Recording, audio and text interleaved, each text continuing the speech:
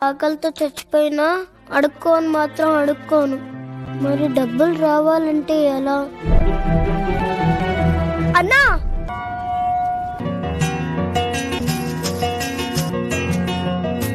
పూ ఎంతరా? 10 రూపాయలు. థ్యాంక్ యూ రా.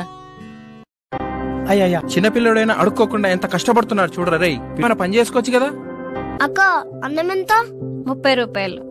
పప్పు 20 రూపాయలు. 2 కలిపించండి అయితే. అయ్యా పక్కనే కూర్చొని అడుక్కోమని చెప్పాను కదా, ఎక్కడికి వెళ్ళావు? మనం అడుకోవద్దు నాన్న. అడుక్కుపోతే తిండెట్లా వస్తుంది అనుకున్నావు? పూలమ్మే నాన్న. ఇదిగో. కలిగిన బాధలన్నీ కదలకు చేరునాయే, బ్రతుకున ఆశలన్నీ ఇక్కడి నుంచి మనం బిచ్చం అడుక్కోవద్దు నాన్న. పూలు అమ్ముకుందాం. ఉన్నట్టు బాయ్ నాన్న. బాయ్ నాన్న, జాగ్రత్త. Download ShareChat.